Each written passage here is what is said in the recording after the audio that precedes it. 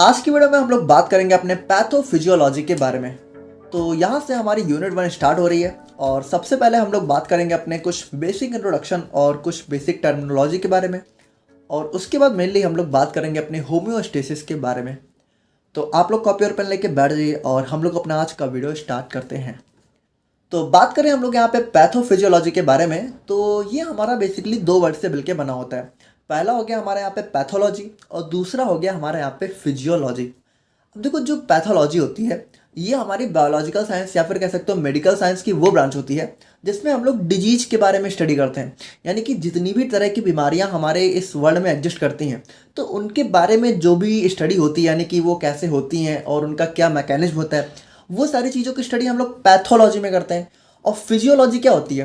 देखो, anatomy and physiology आप लोगों ने पढ़ा है। तो फिजियोलॉजी क्या होता है? हमारी बॉडी का जो भी फंक्शन होता है वो हम लोग यहाँ पे फिजियोलॉजी के अंदर स्टडी करते हैं। तो अब देखो, पैथोलॉजी और फिजियोलॉजी दोनों को कंबाइन करके हमारा क्या बन गया? पैथोफिजियोलॉजी। तो पैथोफिजियोलॉजी में हम लोग क्या करते हैं? देखो, pathophysiology can be simply defined as changes that occurs in biological functions caused by a disease. यानी कि सिंपली देखो, अगर हमें कोई भी बीमारी हो जाती है ना, यानी कि हमें कोई भी डिजीज वगैरह हो जाती है, तो उसकी वजह से हमारी बॉडी के फंक्शंस में क्या क्या चेंजेस आते हैं, यानी हमारी बॉडी जो है उस बीमारी के प्रति कैसा रिस्पॉन्स करती है, यानी क्या क्या जो है चेंजेस हमारी बॉडी के अंदर देखने को मिलते हैं, वही सारी चीज़ें हम लोग अपनी पैथोफिजियोलॉजी के अंदर स्टडी करते हैं। अब देखो, अगर हम लोग इसका जो है एक ब्रेक करना चाहें इस पैथोफिजियोलॉजी को, तो देखो यहाँ पे पैथोस मतलब हमारा हो गया डिजीज यानी कि बीमारियाँ, और फिजियो मतलब हो गया हमारे यहाँ पे नेचर या फिर कह सकते हो बायोलॉजिकल फंक्शन, और लॉजी मतलब होता है किसी चीज़ की स्टडी। यानी कि बीमारियों की वजह से हमारे बायोलॉजिकल फंक्शंस में जो जो भी चेंजेस आते हैं उन्हीं की स्टडी हम लोग अपनी पैथोफिजियोलॉजी के अंदर करते हैं। तो आई होप कि आप लोग यहाँ पे एक बेसिक डेफिनेशन तो समझ ही गए होंगे। अब यहाँ पे देखो, जो हमारी पैथोफिजियोलॉजी है, तो दो कॉमन टर्म्स आप लोग को पूरी पैथोफिजियोलॉजी में बहुत ज़्यादा देखने को मिलेंगे, तो ये चीज़ें आप लोग को पता होनी ही चाहिए।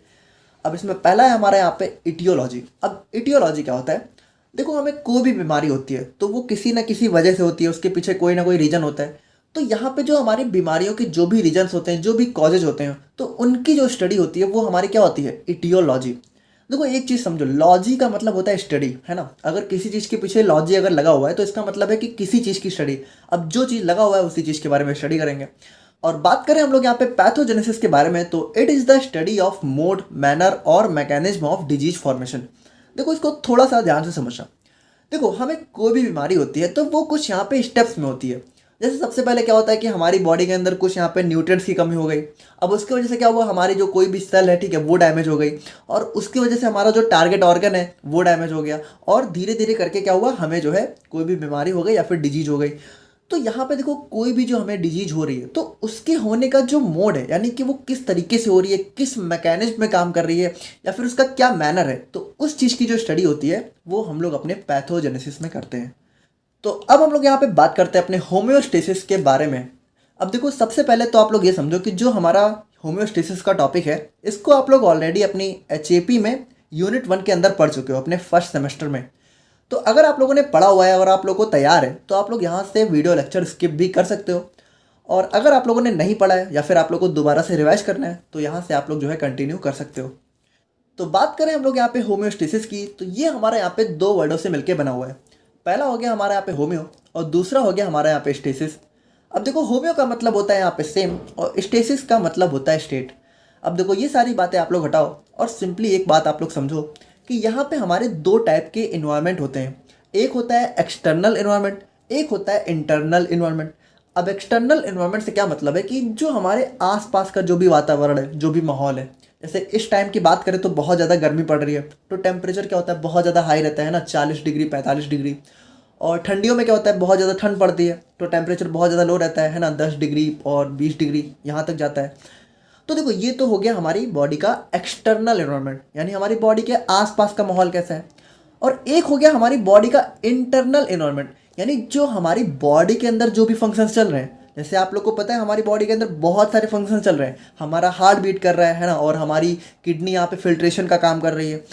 तो हमारी बॉडी के अंदर का जो माहौल होता है, यानी कि जो इन्वायरमेंट होता है, उसको हम लोग बोलते हैं इंटरनल इन्वायरमेंट। जैसे कि यहाँ पे हमारी बॉडी के अंदर का जो पीएच है वो कैसा है, और हमारी बॉडी का टेम्परेचर कैसा है। जैसे टेम्परेचर हमारी बॉडी का कितना होता है, 37 डिग्री सेल्सियस, आप सभी को पता है। और हमारी बॉडी का एक एसिड बेस लेवल यहाँ पे मेंटेन है।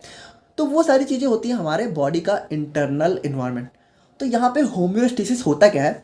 Homeostasis is defined as the ability of human body to maintain a constant internal environment by maintaining and balancing a pH, temperature, acid base level etcetera. देखो यहाँ पे homeostasis ना हमारी body की वो एबिलिटी होती है जिसकी वजह से वो अपने जो अंदर का इंटरनल इन्वायरमेंट होता है उसको यहाँ पे कांस्टेंट मेंटेन रखती है। देखो इसको थोड़ा सा समझना। जैसे देखो हमारी बॉडी का टेम्परेचर कितना होता है, 37 डिग्री सेल्सियस। लेकिन यहाँ पे अगर बात करें तो देखो गर्मियों में हमारे बॉडी का जो एक्सटर्नल एनवायरनमेंट होता है, यानी कि हमारे आसपास का जो माहौल है वो कितना होता है, वहाँ पे टेम्परेचर हमेशा जो है 40 से तो ऊपर ही रहता है। तो यार देखो यहाँ पे हमारी बॉडी का जो एक्सटर्नल एनवायरनमेंट है वहाँ पे तो टेम्परेचर हमारा 45 डिग्री 40 डिग्री चल रहा है, और हमारी बॉडी के अंदर यहाँ पे ज़रूरत कितनी है, 37 डिग्री सेल्सियस की। तो देखो यहाँ पे हमारी बॉडी की वो एबिलिटी जिसकी वजह से वो अपना टेम्परेचर यहाँ पे 37 डिग्री सेल्सियस मेंटेन रखती है। भले यहाँ पे बाहर कितना भी टेम्परेचर मैटर नहीं करता है, चाहे बाहर 45 हो, चाहे यहाँ पे ठंडियों में बात करें तो टेम्परेचर कितना भी लो चला जाए, आप अपनी बॉडी को अगर मेजर करोगे तो उसका टेम्परेचर कितना आएगा, उसका 37 ही आएगा। तो यहाँ पे जो बॉडी की वो एबिलिटी होती है जिसकी वजह से टेम्परेचर मेंटेन रहता है। या फिर बात करें तो हमारी बॉडी का एक नॉर्मल पीएच यहाँ पे 7.4 होता है, तो उस पीएच को मेंटेन रखने की एबिलिटी, या फिर बॉडी के अंदर एक नॉर्मल एसिड बेस लेवल को मेंटेन रखने की एबिलिटी, तो ये सारी चीज़ें जो होती हैं वही हमारे यहाँ पे होम्योस्टेसिस के अंदर आती है। तो आई होप कि आप लोग थोड़ा सा यहाँ पे समझ गए होंगे। देखो अब यहाँ पे अगर इन दोनों चीज़ों से समझे तो होम्यो मतलब सेम और स्टेसिस मतलब स्टेट, यानी कि बॉडी के इंटरनल इन्वायरमेंट को यहाँ पे सेम स्टेट यानी कि कांस्टेंट स्टेट में बनाए रखना ही हमारा क्या होता है, होम्योस्टेसिस। तो होम्योस्टेसिस तो आप लोग यहाँ पे समझ गए होंगे। अब देखो यहाँ पे हम लोग समझते हैं अपने फीडबैक सिस्टम्स के बारे में। अब देखो फीडबैक सिस्टम क्या होता है, जैसे कि जो भी हमारी बॉडी का इंटरनल इन्वायरमेंट है, अब देखो नॉर्मली तो वो चलो यहाँ पे मेंटेन रहता है कांस्टेंट लेवल पे, लेकिन मान लो अगर वहाँ पे कोई दिक्कत आ जाए, यानी कि बॉडी के इंटरनल इन्वायरमेंट में कोई चेंजेस आ जाए, जैसे कि हमारी जब तबीयत वगैरह खराब होती है तो क्या होता है, हमारी बॉडी का टेम्परेचर बहुत ज़्यादा बढ़ जाता है ना, ये सारी चीज़ें होती हैं। मान लो बॉडी का पीएच यहाँ पे, जैसे आप लोगों ने बहुत ज़्यादा एसिडिक फूड खा लिया, यानी कि आप लोगों ने बहुत स्पाइसी खा लिया, तो क्या होता है हमारी बॉडी में जो एसिड है उसका लेवल बढ़ जाता है। तो अगर हमारी बॉडी के इंटरनल इन्वायरमेंट में कोई भी चेंजेस हो रहे हैं, when there are some changes takes place in the internal environment of body, then body's feedback system works to take it back into the normal और इक्विलिब्रियम कंडीशन। तो यहाँ पे देखो फीडबैक सिस्टम क्या होता है, फीडबैक सिस्टम हमारे वो सिस्टम होते हैं कि जब भी हमारी बॉडी के इंटरनल इन्वायरमेंट में कोई भी चेंजेस आते हैं तो उसको यहाँ पे दोबारा से नॉर्मल या फिर इक्विलिब्रियम कंडीशन पे लाने का काम हमारा कौन करता है, फीडबैक सिस्टम। यानी कि आप लोग सिंपली कह सकते हो कि होम्योस्टेसिस को मेंटेन करने में हमारा काम कौन करता है, फीडबैक सिस्टम। देखो फीडबैक का मतलब क्या होता है, फीडबैक का मतलब होता है मतलब उसका रिप्लाई देना किसी चीज़ का, है ना, कि आप लोग अपना क्या फीडबैक दे रहे हो। तो यहाँ पे बॉडी का जो फीडबैक सिस्टम है वो यहाँ पे क्या करता है, जब भी इंटरनल एनवायरनमेंट में चेंजेस होते हैं तो अपना उसके प्रति फीडबैक देता है, यानी उसको रिस्पॉन्स करता है और उसको दोबारा से नॉर्मल लेवल पे लेके आता है। अब फीडबैक सिस्टम के अंदर हमारे यहाँ पे 3 बेसिक कंपोनेंट्स होते हैं, जिसमें पहला होता है हमारा रिसेप्टर, दूसरा होता है कंट्रोल सेंटर, और थर्ड होता है हमारे यहाँ पे इफेक्टर। तो इन तीनों को भी हम लोग यहाँ पे देख लेते हैं। तो सबसे पहले हम लोग बात करें अपने रिसेप्टर के बारे में, तो receptor is a body structure that monitors detects changes in the internal environment of body. यानी कि देखो हमारी बॉडी के इंटरनल एनवायरनमेंट जब भी कोई चेंजेस होते हैं तो उसको सबसे पहले आप कह सकते हो पहचानने का या फिर डिटेक्ट करने का काम हमारा कौन करता है, रिसेप्टर करता है। ठीक है, अब उसके बाद बात करें अपने कंट्रोल सेंटर के बारे में। A control centre in the body is receive the input from the receptors and generates output in the form of nerve impulse, hormones और अदर केमिकल सिग्नल्स। यानी कि देखो जो हमारा रिसेप्टर है, तो जब भी हमारी बॉडी में कुछ भी चेंजेस होते हैं तो उनको जब ये डिटेक्ट करता है तो उसको यहाँ पे किसके पास भेजता है, कंट्रोल सेंटर के पास। और कंट्रोल सेंटर क्या करता है, उसके रिस्पॉन्स में एक आउटपुट जनरेट करता है। देखो यहाँ पे आप लोग ज़्यादा कंफ्यूज मत हो, बिल्कुल सिंपली समझो, ये जो कंट्रोल सेंटर है ये हमारा क्या होता है, ये हमारा ब्रेन ही होता है। अब अगर आप लोगों ने नर्वस सिस्टम वाला टॉपिक ऑलरेडी पढ़ रखा है तो यहाँ पे जो हमारे रिसेप्टर होते हैं ये हमारे क्या होते हैं, ये हमारे सेंसरी नर्व्स होते हैं। देखो हमारी बॉडी में जब कुछ भी चेंजेस होते हैं तो हमें उसको सबसे पहले उसको डिटेक्ट करने का काम हमारा कौन करता है, सेंसरी नर्व्स। और सेंसरी नर्व्स ही हमारे यहाँ पे रिसेप्टर्स होते हैं। तो यहाँ पे ये उसको डिटेक्ट करते हैं और किसके पास भेजते हैं, यहाँ पे सेंसरी नर्व से हमारा सिग्नल किसके पास जाता है, ब्रेन के पास। और ब्रेन यहाँ पे क्या करता है, ब्रेन यहाँ पे उसके रिस्पॉन्स में अपना आउटपुट जनरेट करता है, यानी कि उसको ठीक करने के लिए एक हमारा कमांड जनरेट करता है। और फिर कमांड को यहाँ पे भेजता किसके पास से, हमारे इफेक्टर के पास से। और इफेक्टर हमारे क्या होती हैं, इफेक्टर होती है हमारी मोटर न्यूरॉन्स। अब देखो sensory neurons, motor neurons, brain, ये सारी चीज़ें अगर आप लोगों को नहीं पता है तो आप लोग नर्वस सिस्टम वाला लेक्चर देख लेना। और देखो अगर नहीं भी पता है तो भी आप लोग सिंपली समझो कि रिसेप्टर हमारा क्या करता है, हमारी प्रॉब्लम को डिटेक्ट करता है, उसके बाद यहाँ पे कंट्रोल सेंटर यानी कि ब्रेन के पास भेजता है, और ब्रेन हमारा एक कमांड जनरेट करता है उसके रिस्पॉन्स में, जिसको भेजता है हमारे इफेक्टर के थ्रू। तो इफेक्टर हमारा क्या होता है, effector is a body structure that receives output from the control centre and respond to the command of control centre. यानी कि देखो जो हमारा ब्रेन है यानी कि कंट्रोल सेंटर है, ये जब यहाँ पे आउटपुट को जनरेट करता है यानी कि हमारा रिस्पॉन्स जनरेट करता है हमारी प्रॉब्लम के अगेंस्ट में, तो उसको हमारा यहाँ पे जो इफेक्टर है वो रिसीव करता है, और जो भी हमारे कंट्रोल सेंटर का कमांड है उसके प्रति क्या करता है, रिस्पॉन्ड करता है, यानी कि हमारी बॉडी की जो भी प्रॉब्लम हुई है उसको ठीक करने का काम करता है। अब देखो जो हमारा फीडबैक सिस्टम है तो ये हमारे बेसिकली दो टाइप के होते हैं। पहला होता है हमारे यहाँ पे पॉजिटिव फीडबैक सिस्टम, और दूसरा होता है हमारे यहाँ पे निगेटिव फीडबैक सिस्टम। अब देखो यहाँ पे पॉजिटिव निगेटिव से आप लोग ये मत कंफ्यूज हो कि पॉजिटिव वाला बहुत अच्छा है, निगेटिव वाला बहुत बेकार है। देखो दोनों ही यहाँ पे फीडबैक सिस्टम है, सबसे पहले तो आप लोग ये समझो, और दोनों ही यहाँ पे हमारी बॉडी के इंटरनल इन्वायरमेंट को यहाँ पे बराबर बनाए रखने के लिए होते हैं। अब देखो पॉजिटिव और निगेटिव यहाँ पे नाम क्यों पड़ा है, देखो निगेटिव क्या करता है, निगेटिव हमारा जैसे कोई भी हमारी बॉडी में अगर प्रॉब्लम हुई है तो उसको यहाँ पे कम करने का काम करता है, और पॉजिटिव हमारा क्या करता है, देखो पॉजिटिव आप लोग ये नहीं कह सकते हो कि हमारी बॉडी में अगर कोई प्रॉब्लम हुई है तो उसको बढ़ा देता है। देखो पॉजिटिव यहाँ पे पहली बात तो बहुत रेयर केस में एक्टिव होता है, और देखो ये भी हमारे बॉडी के भले के लिए ही एक्टिव होता है, यानी हमारी बॉडी के अंदर फायदे के लिए ही एक्टिव होता है। अब देखो इसको हम लोग अभी जब देखेंगे इसका एग्जाम्पल, तब आप लोग को ज़्यादा अच्छे से समझ में आएगा। तो हम इन दोनों को यहाँ पे जो है अपने एक एग्जाम्पल के थ्रू समझने की कोशिश करते हैं। तो सबसे पहले हम लोग बात करते हैं अपने निगेटिव फीडबैक सिस्टम के बारे में। अब निगेटिव क्या होता है, a negative feedback system responses to reverse और decrease the changes in internal environment. यानी कि जब भी हमारी बॉडी के इंटरनल इन्वायरमेंट में कुछ भी चेंजेस होते हैं तो उसको यहाँ पे क्या करता है, रिवर्स यानी कि बदलने का, या फिर डिक्रीज यानी कि कम करने का काम हमारा निगेटिव फीडबैक सिस्टम करता है। अब देखो निगेटिव फीडबैक सिस्टम हम लोग को जनरली देखने को मिलता ही रहता है हमारी बॉडी में। अब जैसे इसके एक एग्जांपल की बात करें तो हमारा हो गया रेगुलेशन ऑफ ब्लड प्रेशर। देखो इसको थोड़ा सा ध्यान से समझना।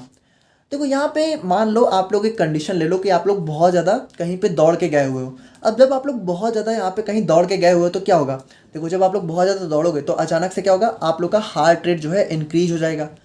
तो यहाँ पे देखो स्टिमुलस क्या होता है, स्टिमुलस हमारी वो वजह होती है जिसकी वजह से हमारी बॉडी में कुछ भी चेंजेस आना स्टार्ट होते हैं। तो जैसे आप लोगों ने बहुत ज़्यादा दौड़ा तो सबसे पहले क्या हुआ, हमारा हार्ट रेट बढ़ गया, और ये जो हमारा हार्ट रेट बढ़ा है इसकी वजह से क्या हुआ, हमारा ब्लड प्रेशर बढ़ गया। तो ब्लड प्रेशर बढ़ने की वजह हमारी क्या है, हार्ट रेट है। तो ये हमारा क्या हो गया, ये हमारा हो गया स्टिमुलस। अब जैसे ही हमारा यहाँ पे ब्लड प्रेशर बढ़ा तो इसको यहाँ पे क्या हुआ, डिटेक्ट करने का काम करना है। तो डिटेक्ट यहाँ पे या फिर इसको पहचानने का काम कौन करेगा, हमारा रिसेप्टर करेगा। तो रिसेप्टर हमारे यहाँ पे कौन से होते हैं, बैरो रिसेप्टर। ठीक है, तो बैरो रिसेप्टर यहाँ पे क्या होते हैं, एक्टिवेट हो जाते हैं and sends input to the control centre in the form of nerve impulse. यानी बैरो रिसेप्टर जो हमारा ब्लड प्रेशर इंक्रीज हुआ है इसको यहाँ पे इन्होंने डिटेक्ट किया, और इसको यहाँ पे जो हमारा कह सकते हो कि जो भी हमारा सिग्नल है उसको यहाँ पे ब्रेन के पास जो है भेज दिया इन the form of nerve impulse. अब देखो अगर आप लोगों ने यहाँ पे नर्वस सिस्टम पढ़ा है तो ये सारी नर्व इम्पल्स वगैरह आप लोग को समझ में आ रहा होगा, नहीं पढ़ा तो उसको आप लोग जाके देख लो, लेक्चर ऑलरेडी अपलोडेड है। अब कंट्रोल सेंटर यानी कि ब्रेन ने क्या किया, ब्रेन कलेक्ट्स इनपुट, यानी कि इनपुट को हमारे रिसेप्टर से जो है कलेक्ट किया, और उसके रिस्पॉन्स में क्या किया, एक हमारा आउटपुट को जनरेट किया। अब उसके बाद जो हमारे यहाँ पे इफेक्टर है, तो इफेक्टर है यहाँ पे हमारी ब्लड वेसल्स। तो ब्लड वेसल्स ने क्या किया, हमारे ब्रेन से आउटपुट को रिसीव किया, और यहाँ पे क्या हो गया, एंड गेट्स डायलेटेड। अब यहाँ पे देखो थोड़ा सा ध्यान से समझना। देखो जैसे जो हमारी ब्लड वेसल है, तो मान लेते हैं कि ये हमारी ब्लड वेसल की जो है एक नॉर्मल सी साइज होती है। अब यहाँ पे देखो हमारा क्या हुआ है, ब्लड प्रेशर जो है बढ़ा हुआ है। देखो यही तो हमारी प्रॉब्लम है, तो ब्लड प्रेशर यहाँ पे क्या है, हमारा इंक्रीज है। अब एक बात बताओ, ब्लड प्रेशर बढ़ने का मतलब क्या होता है, आप लोग इसे समझते क्या हो। देखो ये जो हमारी ब्लड वेसल है ना, तो यहाँ पे जो इसकी वॉल्स हैं, वॉल्स मतलब ये जो हमारी दीवार है, यानी कि हमारी ब्लड वेसल्स की जो वॉल्स हैं, तो यहाँ पे हमारे ब्लड का जो प्रेशर है वो जब बढ़ जाता है तो उसी को तो हम लोग कहते हैं ब्लड प्रेशर बढ़ना, यानी कि ब्लड यहाँ पे बहुत ही प्रेशर से फ्लो हो रहा है। तो अगर ये जो हमारी ब्लड वेसल है ये यहाँ पे डायलेट हो जाए, डायलेट का मतलब क्या होता है? देखो, डायलेट का मतलब होता है थोड़ा सा साइज बढ़ जाना, या फिर कह सकते हो चौड़ा हो जाना। तो ये जो हमारी ब्लड वेसल्स हैं, अगर ये हमारी थोड़ी सी यहाँ पे चौड़ी हो जाए, ठीक है, इस तरीके से, यानी कि ये क्या हुआ, देखो इनका साइज यहाँ पे थोड़ा सा बढ़ गया, इनकी विड्थ थोड़ी सी बढ़ गई। तो अब क्या होगा, देखो अभी यहाँ पे जो हमारा ब्लड था, जो प्रेशर से फ्लो हो रहा था, जो इसकी वॉल्स पे प्रेशर लगा रहा था, वो क्या होगा, वो यहाँ पे नॉर्मल हो जाएगा, और जो हमारा ब्लड है वो यहाँ पे बिल्कुल आराम से फ्लो होने लगेगा। और जो भी हमारा ब्लड प्रेशर बढ़ा हुआ था वो क्या हो जाएगा, डिक्रीज हो जाएगा। तो यहाँ पे देखो इस तरीके से हमारा जो इफेक्टर है, यानी कि जो हमारी ब्लड वेसल्स हैं, उन्होंने यहाँ पे रिस्पॉन्स किया, और जो भी हमारा ब्लड प्रेशर यहाँ पे बढ़ गया था वो क्या हो गया, डिक्रीज हो गया। यानी कि देखो अब क्या हुआ, यहाँ पे blood pressure back to normal and body returns to homeostasis. यानी कि देखो जो भी ब्लड प्रेशर हमारा इंक्रीज हुआ था वो यहाँ पे दोबारा से नॉर्मल हो जाएगा। तो इस तरीके से हमारा जो है निगेटिव फीडबैक सिस्टम काम करता है। तो अब आप लोग यहाँ पे एक चीज़ तो समझ ही गए हो कि फीडबैक सिस्टम यहाँ पे क्या करता है, हमारी बॉडी के होम्योस्टेसिस को ही मेंटेन करने का काम करता है। तो निगेटिव को हम लोगों ने देख लिया, अब हम लोग यहाँ पे बात करते हैं अपने पॉजिटिव फीडबैक सिस्टम के बारे में। तो बात करें हम लोग यहाँ पे पॉजिटिव फीडबैक सिस्टम के बारे में, तो देखो ये क्या होता है, a positive feedback system responses to increase the changes in internal environment. यानी कि जब भी हमारी बॉडी के इंटरनल एनवायरनमेंट में कोई भी चेंजेस होते हैं, तो ये हमारा क्या करता है, उसको बढ़ाने का काम करता है। अब आप लोग यहाँ पे थोड़ा सा कंफ्यूज हो रहे होगे कि हमारी बॉडी के इंटरनल एनवायरनमेंट में अगर कोई चेंजेस हो रहे हैं तो उसको तो यहाँ पे नॉर्मल लेवल पे लेके आना चाहिए ना, उसको बढ़ाना क्यों है, मतलब अगर वो बढ़ेगा तो फिर सही कैसे होगा। तो देखो यहाँ पे आप लोग ज़्यादा कंफ्यूज मत हो, देखो ये चीज़ भी हमारे अच्छे के लिए ही होती है। यानी कि देखो ये हमारा एक टाइप का फीडबैक सिस्टम है, और फीडबैक सिस्टम हमेशा हमारे बॉडी के भले के लिए ही काम करता है। अब इसके एग्जाम्पल से आप लोग समझोगे कि यहाँ पे जो है ये क्यों जो है चेंजेस को बढ़ा देता है। देखो बढ़ाने के बाद भी हमारी बॉडी के लिए जो है बेनिफिशियल ही होता है। देखो जैसे इसके एग्जांपल की बात करें तो हमारा जो है नॉर्मल चाइल्ड बर्थ, यानी कि जब भी यहाँ पे कोई लेडी प्रेग्नेंट होती है और फाइनली जब उसका चाइल्ड बर्थ होने वाला होता है, तो यहाँ पे देखो हमारे क्या क्या केसेज होते हैं और कैसे हमारा पॉजिटिव फीडबैक सिस्टम जो है काम करता है। तो यहाँ पे देखो सबसे पहले क्या होगा, contraction of uterus walls forces babies body और हेड टू सर्विक्स। यानी कि यहाँ पे मदर की जो यूट्रस वाल है, सबसे पहले वहाँ पे कॉन्ट्रैक्शन होना चालू होगा, जिसकी वजह से बेबी की जो बॉडी है या फिर जो भी हेड है वो यहाँ पे सर्विक्स की तरफ यहाँ पे फोर्स होगा। तो ये हो गया हमारे यहाँ पे स्टिमुलस। अब इसकी वजह से क्या होगा, इसकी वजह से अल्टीमेटली जो मदर की सर्विक्स है उसकी यहाँ पे स्ट्रेचिंग चालू हो गई, यानी कि वो थोड़ा सा यहाँ पे फैलना चालू हो गया। अब यहाँ पे देखो अगर मान लो यहाँ पे हमारा निगेटिव फीडबैक सिस्टम काम करता तो क्या होता, यहाँ पे ये सर्विक्स की स्ट्रेचिंग को कम कर देता। जबकि इस टाइम क्या ज़रूरत है कि यहाँ पे स्ट्रेचिंग जो है जितनी ज़्यादा हो सके उतना अच्छा है, उतनी आसानी से बेबी जो है हमारा बाहर आ सकेगा। तो यहाँ पे हमारा काम करता है पॉजिटिव फीडबैक सिस्टम। तो पॉजिटिव फीडबैक सिस्टम क्या करता है, यहाँ पे जो पॉजिटिव फीडबैक सिस्टम के रिसेप्टर होते हैं वो है स्ट्रेच सेंसिटिव नर्व सेल्स। तो जो भी मदर के स्ट्रेच सेंसिटिव नर्व सेल्स होती हैं वो यहाँ पे कंट्रोल सेंटर यानी ब्रेन को इनपुट भेज देती हैं, और ब्रेन यहाँ पे क्या करता है, आउटपुट को जनरेट करता है इन the form of nerve impulse. अब यहाँ पे जो हमारा ब्रेन है, ठीक है, तो उसने क्या किया, यहाँ पे इनपुट को रिसीव किया और यहाँ पे आउटपुट को जनरेट किया बाय रिलीजिंग ऑक्सीटोसिन। अब देखो ऑक्सीटोसिन यहाँ पे एक टाइप का हार्मोन होता है जो कि क्या करता है, यहाँ पे चीज़ों को कॉन्ट्रैक्ट करने का काम करता है हमारी बॉडी के अंदर। तो यहाँ पे जो ऑक्सीटोसिन है इसने क्या किया, इसने यहाँ पे मदर की यूट्राइन मसल्स को और ज़्यादा कॉन्ट्रैक्ट करना चालू कर दिया, यानी और ज़्यादा सिकुड़ना चालू कर दिया। देखो यहाँ पे दो चीज़ें बहुत ध्यान से समझना, यूट्राइन मसल्स जितनी ज़्यादा कॉन्ट्रैक्ट होंगी, सर्विक्स यहाँ पे उतना ज़्यादा स्ट्रेच होगा। देखो दोनों यहाँ पे अपोजिट काम कर रहे हैं। देखो यहाँ पे सर्विक्स स्ट्रेच क्यों हो रहा है, क्योंकि यहाँ पे यूट्रस मसल जो है कॉन्ट्रैक्ट हो रही है ना। तो यहाँ पे मदर की यूट्रस वॉल्स हमारी जितनी ज़्यादा कॉन्ट्रैक्ट होगी, सर्विक्स यहाँ पे उतना ज़्यादा ही स्ट्रेच होगा। तो ये जो ऑक्सीटोसिन है ये क्या करता है, ये मदर की यूट्राइन मसल्स को और ज़्यादा कॉन्ट्रैक्ट करवाता है, जिसकी वजह से यहाँ पे सर्विक्स और ज़्यादा स्ट्रेच होता है, और बेबी की जो बॉडी होती है वो क्या होता है, यहाँ पे उस सर्विक्स को और ज़्यादा स्ट्रेच करना चालू कर देती है। तो अल्टीमेटली यहाँ पे देखो बात करें तो increasing stretching of cervix causes release of more oxytocin which results in more stretching of cervix. यानी कि यहाँ पे सिंपली देखो जो सर्विक्स है वो जितना ज़्यादा यहाँ पे स्ट्रेच होगा उतना ज़्यादा ऑक्सीटोसिन और रिलीज होगा, और उस ऑक्सीटोसिन की वजह से क्या होगा, यहाँ पे सर्विक्स दोबारा से और स्ट्रेच होगा। यानी कि ये कंटिन्यूअस प्रोसीजर जो कि चलती रहेगी जब तक यहाँ पे बेबी का बर्थ नहीं हो जाता। और जैसे ही बेबी का बर्थ होगा वैसे ही क्या होगा, वैसे ही यहाँ पे हमारी सारी चीज़ें जो है नॉर्मल हो जाएंगी, और हमारा यहाँ पे निगेटिव फीडबैक सिस्टम काम करेगा, यानी इसको पूरा अपोजिट कर देगा। यहाँ पे जो भी चीज़ें यहाँ पे बड़ी थी उनको नॉर्मल लेवल पे ले आएगा। तो इस तरीके से हमारे पॉजिटिव और नेगेटिव फीडबैक सिस्टम काम करते हैं हमारी बॉडी के अंदर होम्योस्टेसिस को मेंटेन रखने के लिए। तो आई होप कि आप लोग को आज का लेक्चर समझ में आ गया होगा, और मिलते हैं हम लोग यहाँ पे नेक्स्ट वीडियो में जिसमें हम लोग बात करेंगे सेल इंजरी और कॉजेज ऑफ सेल इंजरी और भी बहुत सारी चीज़ों के बारे में। तो मिलते हैं नेक्स्ट वीडियो में। Thank you so much. I know you told your friend you're not okay. Now tell me what's wrong.